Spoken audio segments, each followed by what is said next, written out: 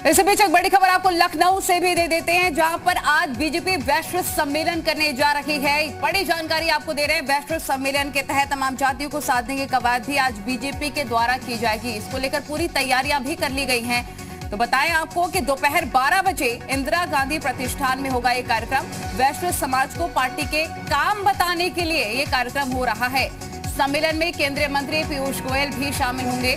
केशव मौर्य, स्वतंत्र देव सिंह, सुनील बंसल भी शिरकत करने वाले हैं। लगातार ताबड़तोड़ तैयारियां चाहे बीजेपी हो, चाहे एसपी हो, चाहे कांग्रेस हो, इन तमाम लोगों के पार्टियों के द्वारा की जा रही है। वहीं लखनऊ से बड़ी खबर, दोपहर 12 बजे इंदिरा गांधी प्रतिष्ठान में वैश्विक सम्मेलन किया जाएगा। और इससे पहले भी कश्यप सम्मेलन किया गया था और अब वैश्विक सम्मेलन किया जा रहा है। वैश्विक समाज को अपने कार्य बताने की कोशिश भी बीजेपी के द्वारा की जाएगी।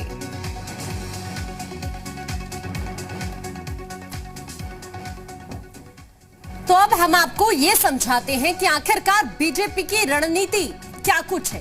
दरअसल ये आप समझिए, यहाँ पर ये बहुत जरूरी है कि आखिरकार किस रणनीति के तहत बीजेपी इस वक्त जनता को साधने में जुटी हुई है। और इसी कड़ी में ये आज वैश्विक सम्मेलन यहाँ पर किया जा रहा है। यहाँ अगर बात की जाए तो माइक्रो लेवल चुनावी स्ट्रेटेजी के तहत काम इस वक्त यहाँ पर हो रहा है। और साथ ही वैश्य वोटर्स को साधने के लिए बीजेपी की तरफ से ये रणनीति यहाँ पर बनाई गई है। अभी हाल ही में नितिन अग्रवाल को यहाँ पर विधानसभा का उपाध्यक्ष बनाया गया और सपा के बागी विधायक हैं दरअसल नितिन अग्रवाल।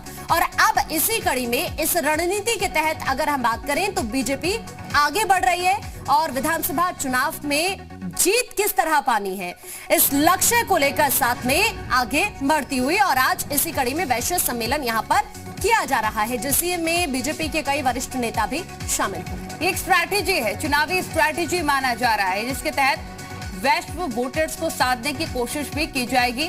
विशाल हमारे रिपोर्टर तमाम जानकारी के साथ जुड़ गए हैं। विशाल का रुख कर लेते हैं। विशाल, आज वैश्व सम्मेलन होने जा रहा है बीजेपी के द्वारा। इससे पहले भी हमने देखा सपा और बीजेपी की तरफ से कश्यप सम्मेलन किया गया था, लेकिन अब बारी है वैश्व वोटर्स की। उनको काम भी बताया जाएगा कि क्या कुछ कार्य बीजेपी के द्वारा किए गए हैं, कैसे जाति के समीकरण को इस चुनाव में साधना है, कैसी तैयारियां।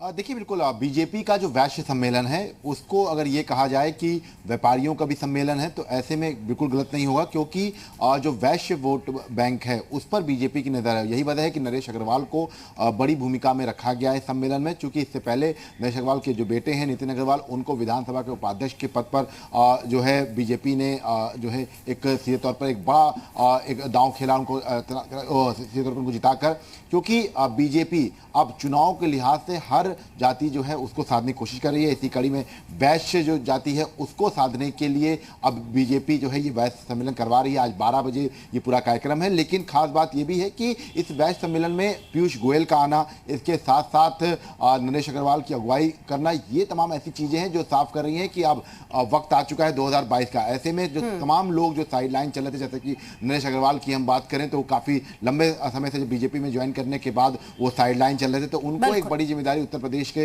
विधानसभा चुनाव को देखते हुए दी गई है वैश्य समाज को जोड़ने के लिए। और हरदोई से आते हैं नरेश अग्रवाल, ऐसे में एक बड़ा संदेश देने की कोशिश की जाएगी, क्योंकि व्यापारी वर्ग जो है वो नरेश अग्रवाल से जुड़ा रहा है। क्योंकि नरेश अग्रवाल की अगर हम बात करें तो उत्तर प्रदेश के तमाम अलग अलग दलों में वो रह चुके हैं और यही वजह है कि नरेश अग्रवाल को बड़ी जिम्मेदारी जो है वो दी गई है। इसके साथ ही पीयूष गोयल लखनऊ आ रहे हैं और इसी वैश्य सम्मेलन के लिए आ रहे हैं, तो एक बड़ा संदेश जाएगा। और यही वजह है कि बीजेपी इस बुरे वैश्य सम्मेलन के जरिए एक बड़ा संदेश देने की आज कोशिश करेगी। ठीक है विशाल।